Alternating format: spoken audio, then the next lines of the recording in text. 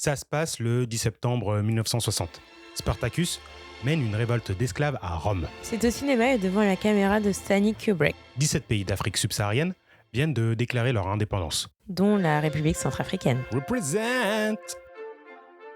C'est dans cette ambiance de nouveauté structurelle que les Romains et Romaines vont être surpris. Salah, salut, je suis l'Aristide. Featuring la Josie. Et pour ce 8e numéro d'une perf historique, nous allons parler d'Abebe Bikila et de son marathon lors des Jeux Olympiques de Rome en 1960.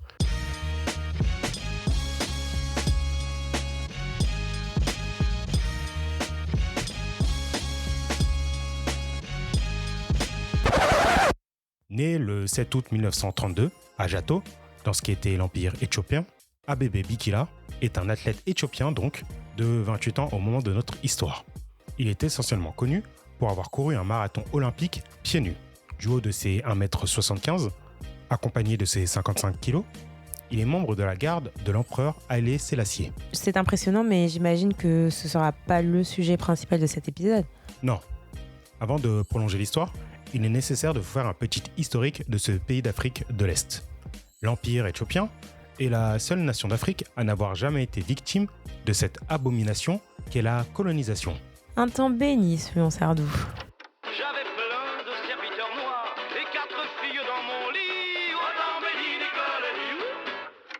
Cependant, en 1935, pendant près de 5 années, le royaume d'Abyssinie C'est un autre nom pour l'Éthiopie à l'époque. a été partiellement occupé par l'Italie fasciste de Benito Mussolini.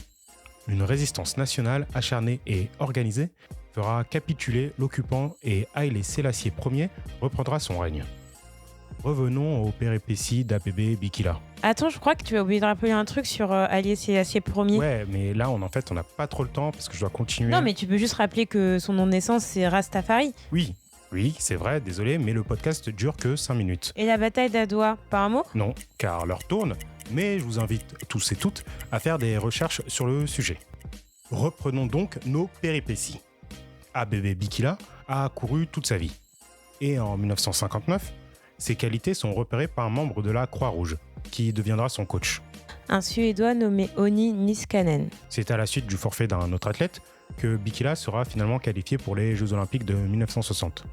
Ils ont lieu à Rome, capitale de l'Italie, débarrassé du fascisme qui avait envahi l'Empire éthiopien quand notre héros avait 3 ans. Le coureur éthiopien ne fait pas partie des favoris avant l'épreuve reine des Jeux Olympiques qu'est le marathon. La première raison, c'est que l'athlète est assez inconnu sur le plan international. Il n'avait pas YouTube ou Dailymotion à l'époque pour diffuser ses 2h21 effectuées lors d'un marathon national au pays. La deuxième, c'est que le lieutenant Bikila court pieds nus. La raison est qu'il est plus habitué à courir de cette manière et non pas car il était trop pauvre pour s'acheter des baskets, contrairement à ce qui a été beaucoup raconté. C'est donc avec grand étonnement que les habitants et habitantes virent le frêle athlète, vêtu d'un débardeur noir et d'un short bleu, se maintenir non loin du peloton de tête dans la nuit romaine. Mieux, il portera une attaque non loin de l'obélisque d'Axum. Une stèle pillée par les troupes de Mussolini à l'Empire éthiopien.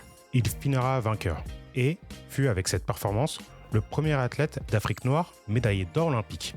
Pour toutes ces raisons, et bien d'autres encore, ces 2h15 constituent ce que l'on peut appeler une perf historique.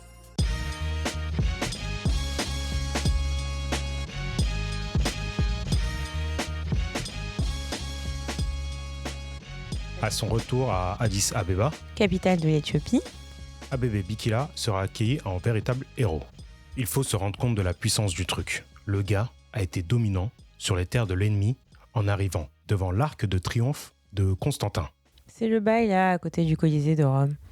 Je voulais parler de ce moment car, même s'il est connu, il reste néanmoins trop souvent décontextualisé et vidé de son contenu politique et sociétal.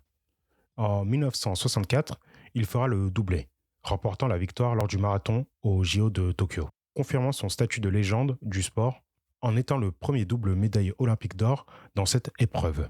À la suite d'un accident, en 1969, il perdit l'usage de ses jambes. Ah, rude. Il y a pire malheureusement. En 1973, il meurt d'une hémorragie cérébrale. Des obsèques nationales seront organisées avec près de 60 000 spectateurs et en présence de l'empereur.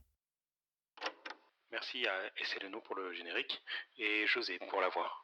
N'oubliez pas de suivre Perf Historique sur les réseaux sociaux, @perfisto en attaché, et à bientôt pour une nouvelle histoire. Ciao. À n'avoir jamais été victime de cet abonné. À n'avoir jamais été victime de cet abonné. De cet abonné. Oh! Pardon.